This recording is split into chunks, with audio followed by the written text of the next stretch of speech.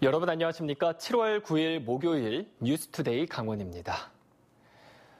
정부가 수도권 아파트 규제를 강화하면서 투자 수요가 지역으로 향하는 이른바 풍선 효과가 나타나고 있습니다. 6.17 대책에서 조정 대상 지역으로 지정된 청주의 사례와 비슷하게 원주 지역 아파트의 외지인 거래가 급증하며 부작용을 우려하는 목소리가 커지고 있습니다. 이하라 기자가 보도합니다.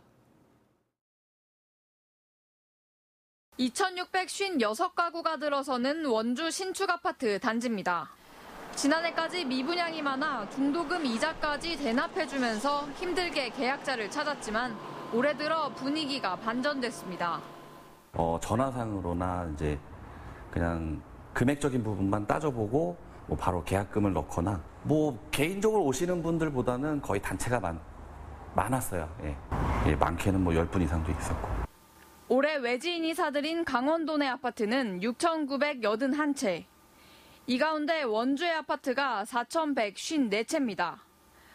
외지인이 사들인 도내 아파트의 60%는 원주에 있는 매물인 겁니다. 외지에서 수요가 몰려들자 아파트 분양권엔 5천만 원에서 최대 1억까지 웃돈이 붙었습니다. 작년 10월부터 분양권이 전매가 심해졌으니까 자기들끼리 사고팔고 이렇게 계속 반복한다는 얘기죠. 원주를 보고 왔다는 단체 투자자들의 현장 답사기, 이른바 임장 후기도 쉽게 찾아볼 수 있습니다. 문제는 실수요는 뒷받침되지 않은 채 투기 수요만으로 가격이 급격히 올랐을 경우 부작용이 뒤따른다는 겁니다. 지나치게 많이 올랐다가 지나치게 많이 떨어지게 되면은 여기 지역 경제에 큰 부담을 주게 되고 대표적으로 역전세난이 발생을 해서 제때 이제 전세금을 못 돌려받게 되는 거죠. 실제로 원주는 혁신기업 유치 직후 분양권 위주로 아파트 값이 급등했다가 입주 이후 급락하면서 집주인은 있는데 실제 거주하는 사람은 없는 불 꺼진 아파트나 아파트 값이 전세보다 싼 깡통 아파트 등의 부작용을 겪었습니다. 피해를 보는 건 실수요자들이었습니다. 입주 후에도 거주자가 채워지지 않으면 생활 편의시설이 더디게 만들어질 뿐 아니라 가격 거품이 빠지고 나면 그 피해는 가격을 올려놓은 투자자들이 아닌 실거주자들이 떠안아야 하기 때문입니다. MBC 뉴스 이하라입니다. 단일 농장으로는 양양에서 가장 많은 돼지를 키웠던 농장이 폐업 절차를 밟고 있습니다. 이에 따라 악취 민원이 사라지고 인근 관광지 개발도 탄력을 받을 것으로 기대되고 있습니다. 박은지 기자입니다. 양양군 현남면의 한 돼지 농장. 한때 3,000마리까지 있던 돼지가 모두 출하되면서 지금 돈사는 텅 비었고 남은 액비를 발효해 퇴비로 출하하려고 퇴비장의 기계만 돌아가고 있습니다. 93년부터 시작해 단일 농장으로는 양양에서 가장 많은 돼지를 키우던 농장이 폐업합니다. 양양군은 농장주와 3년간의 협의 끝에 총 사업비 51억 원을 들여 폐업 보상과 철거, 소유권 이전에 합의했습니다. 이달 말 액비 처리가 끝나면 바로 시설물 철거에 들어가 연말까지 모든 절차를 마무리합니다. 폐업 보상을 받으면 도내에선 다시 농장을 운영할 수 없고 목장 용지는 군유지로 관리됩니다. 30여 년 동안 주변에 많은 이 악취 관련해서 이제 민원이 있었고 또 양양군이 이제 개발이 이제 활성화되면서 고속도로 주변에 위치한 이 양돈 농가를 철거를 해야 되겠다라는 생각을 쭉 가지고 있습니다. 심한 악취와 침출수 오염 문제로 항의 집회까지 열었던 인근 마을 주민들은 수건 사업이 해결된 것을 반기고 있습니다. 고속도로에 인접한 양돈 시설이 없어지게 돼 직영 해변 등 인근 관광지 개발도 탄력을 받을 것으로 보입니다. 말도 못했어. 그 냄새가. 그럼 우리 땅 살라고 몇 번 오는 사람들도 다 냄새 난다고. 딴 동네 가서 샀어. 냄새가 딱 나니까 사람들이 다 얘기하고 이게 뭔 냄새냐 그러니. 돼지농장이다 다 취소시킨다 그러니. 양양군은 아프리카 돼지열병과 관련해서도 소규모 돈사 폐업을 계속 유도해 관광지 이미지 개선에 나서는 한편 양돈 단지의 악취 저감 대책 시설 지원 등을 계속한다는 방침입니다. MBC 뉴스 박은지입니다. 이번 주부터 해수욕장과 물놀이 시설들이 속속 문을 열기 시작합니다. 그런데 이제 다시 확산되고 있는 코로나19가 가장 걱정인데 물놀이로 코로나19가 전파될 수 있는지 또 어떤 점을 주의해야 하는지 김상훈 기자가 알려드립니다.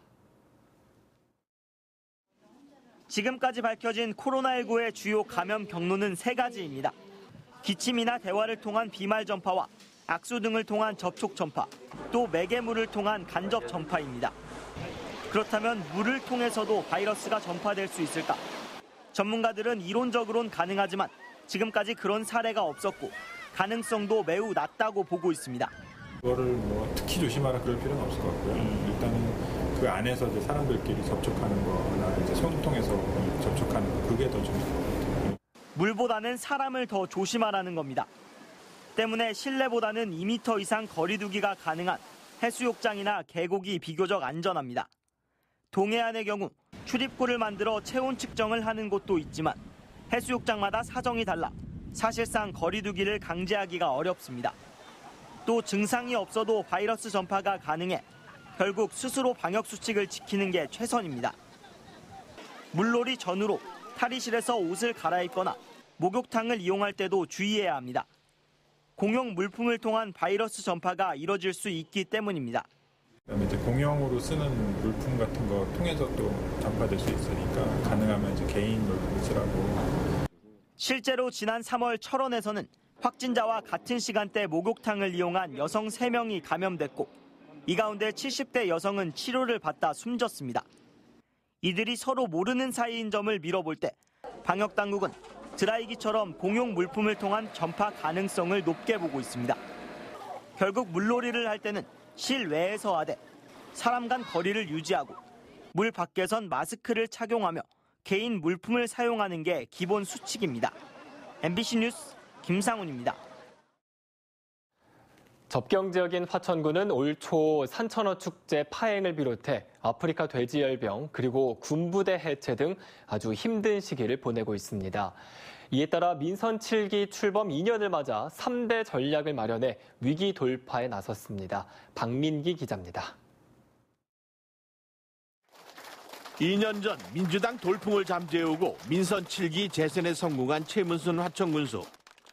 최문순 군수는 대법원까지 이어진 선거법 위반 혐의를 벗고 화천군정을 안정시켰습니다. 하지만 이상기온에 따른 산천어 축제 파행에 이은 조명래 환경부 장관의 표해 발언, 동물보호단체의 산천어 축제 논란은 지역 경제를 뒤흔들었습니다.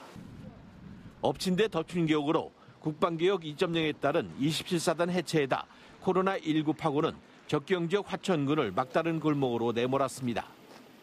최문순 군수는 전국에서 처음으로 대학 등록금과 거주지원금 100%를 제공하는 교육 복지를 통해 지역의 자긍심을 우선 높이는 데 주력했습니다. 엄마 뱃속에서 잉태에서부터 대학 졸업할 때까지 아이들을 잘 키우는 그런 프로젝트를 지속적으로 추진하는 것이 가장 바람직하다고 생각했고 또 앞으로도 이 사업은 지속적으로 운영될 것이라고. 남은 2년 동안 육군사관학교를 화천으로 유치하고 군수용품 생산을 위한 농공단지 조성 등 적경 지역의 한계를 장점으로 바꾼다는 계획입니다. 또 국토 균형 발전과 통일시대 대비를 명분으로 강원도청 유치 등 3대 전략을 추진합니다. 어려움은 있고 힘듦이 있겠지만은 이 사업이 우리 화천 미래를 견인해 줄 수 있는 사업이라는 확신을 갖고 있기 때문에 우리 국민들과 뜻을 모으고 의지를 모아서 이 사업이 꼭 관철될 수 있도록. 코로나19 상황에서 경제 방역이란 말을 만들 정도로 파격적인 지원에 나선 최문순 군수는 매니페스토 실천본부의 공약이행 평가에서도 우수하다는 에세이 평가를 거뒀습니다. 국민과 현장을 강조하는 최 군수의 뚝심 행정이 남은 임기 2년 동안 각종 악재로 힘들어하는 지역 민심을 추스리고 살맛나는 화천 시대를 열지 주목됩니다. MBC 뉴스 박민기입니다. 고등학교 1학년 무상교육과 교육재난지원금 지급을 놓고 강원도의회와 도교육청이 엇박자를 보이고 있습니다. 도의회 교육위원회는 지난 6일 도교육청이 고1 학생을 대상으로 2분기부터 추진하려던 무상교육 관련 조례안을 계류시켰습니다. 이에 대해 도교육청은 전면 무상교육이 도의회의 계류로 제동이 걸렸다는 보도자료를 내면서 대립 양상이 빚어졌습니다. 또 교육재난지원금 지급을 놓고도 교육위는 관련 조례안을 통과시켰지만 도교육청은 예산 부담 등을 이유로 난색을 표하고 있습니다. 민병희 강원도 교육감은 교육재난지원금과 무상교육 조기 실시와 관련해 도의회와의 갈등은 없고 아이들 지원에 이견이 없다고 말했습니다. 민 교육감은 무상교육 조기 실시에 필요한 관련 조례가 의회에서 계류 처리된 것과 관련해 소속 도의원들과 원만히 추진하도록 노력하겠다고 덧붙였습니다. 다만 상임위를 통과했지만 강제 지급 조항을 담고 있는 교육재난지원금 지원 조례는 갈등의 불씨가 될 수 있다고 밝혔습니다. 강릉, 경포 등 동해안 8개 해수욕장에서 야간 음주와 취식이 금지됩니다. 해양수산부는 코로나19 예방을 위해 지난해 이용객 30만 명 이상인 해수욕장에 대해 해수욕장 개장 시간 외에는 음주와 취식을 금지하는 집합 제한 행정 명령을 내릴 계획입니다. 해당 해수욕장은 강릉 경포와 양양 낙산, 속초, 삼척 맹방, 동해 추암, 망상, 그리고 양양 하조대 등 모두 8개 해수욕장입니다. 해수부는 오늘 18일부터 계도 기간을 거쳐 24, 5일쯤에는 본격적인 집합 제한 행정 명령을 내릴 방침입니다. 태백시와 삼척시 정선군이 교육형 관광지 6곳을 연계한 스탬프 투어 이벤트를 올해 말까지 운영합니다. 대상 시설은 태백 365 세이프타운과 삼척 하이원 추추파크, 정선의 3탄 아트마인 등으로 6개 관광지를 방문하고 스탬프를 찍으면 마지막 방문지에서 기념품을 받을 수 있습니다. 이번 이벤트는 코로나19 확산을 막기 위해 단체 관광객은 제외하고 일반 관광객만을 대상으로 진행됩니다. 평창군이 시설관리공단 설립 타당성 평가에서 긍정적인 결과를 받아 설립에 탄력을 받을 수 있게 됐습니다. 지방공기업평가원에 평창군이 공단 설립 시 이전할 8개 사업을 평가 의뢰한 결과 돌문화체험관과 평창자연휴양림 등 6개 사업이 공단을 통해 진행하는 것이 효율적이라고 평가됐습니다. 평창군은 이달 안으로 공단 설립을 위한 주민공청회를 개최하고 강원도와의 2차 협의에 들어갈 예정입니다. 공단이 출범하면 주요 사업을 이끄는 문화관광사업팀을 비롯해 3개 팀 30명이 근무할 수 있게 됩니다.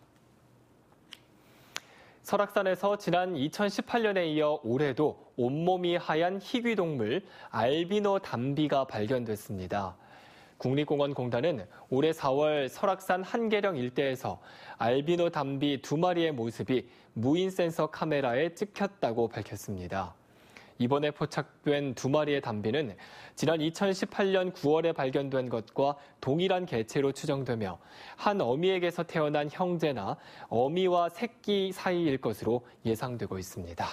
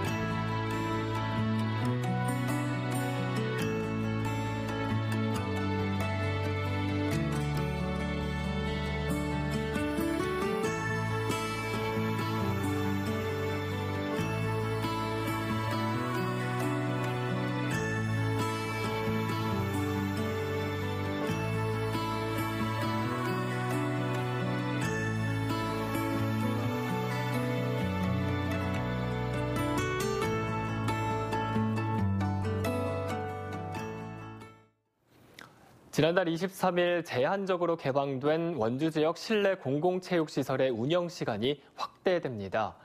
원주시는 문막 농민문화체육센터와 태장동 드림체육관 2곳에 대해 직장인 이용이 가능하도록 평일 오전 6시부터 오후 9시까지 확대 운영한다고 밝혔습니다. 시간대별 선착순 입장으로 수영 강습은 없고 마스크 착용과 발열 체크 등 개인 방역 수칙을 준수해야만 이용이 가능합니다. 강원도교육청은 경기도 안산시 모 유치원의 집단 식중독 발생 사태와 관련해 7월 한 달 동안 유치원 급식 안전에 대한 긴급 점검에 나섭니다. 이에 따라 1회 급식 제공 인원이 50인 이상인 유치원은 자치단체 주관으로, 또 급식 인원이 50인 미만이거나 집단 급식소 미신고 유치원은 교육청의 주관으로 전수 점검이 진행됩니다.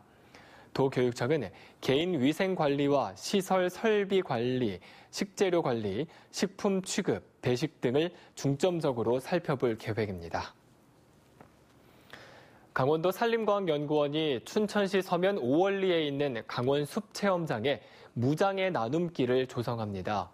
무장의 나눔길은 한국산림복지진흥원에서 시행하는 공모사업으로 장애인과 임산부, 노약자 등 보행약자층이 안전하고 편리하게 숲을 이용할 수 있는 산책길입니다. 총 사업비는 3억 8천만 원으로 다음 달 완공을 목표로 추진되고 있습니다. 성적 부진에 빠진 강원FC가 주장단을 바꾸고 분위기 쇄신에 나섰습니다. 새로운 주장에 선임된 임채민 선수는 2014년 프로에 데뷔해 175경기를 소화한 수비수로 올 시즌 전 경기를 뛰었습니다. 또 강릉 문성고 출신의 부주장 한국영 선수는 국가대표를 거쳐 지난 2017년 강원FC에서 국내 리그에 데뷔했습니다. 한편 강원FC는 오늘 12일 강릉 종합경기장에서 광주FC를 불러들여 연패 탈출에 도전합니다. 강원도 개발공사 역대 사장들이 임기를 채우지 못하고 중도 퇴임하면서 비효율적인 인사라는 비판이 일고 있습니다. 강원도의회 기획행정위원회는 어제 강원도 개발공사 업무보고 자리에서 공직 퇴직 시점을 사장 임기로 하는 강원도의 인사 관행에 따라 전임 사장도 지난달 1년 5개월을 끝으로 물러났다고 지적했습니다. 이상으로 뉴스투데이 강원을 마칩니다. 시청해주신 여러분 고맙습니다.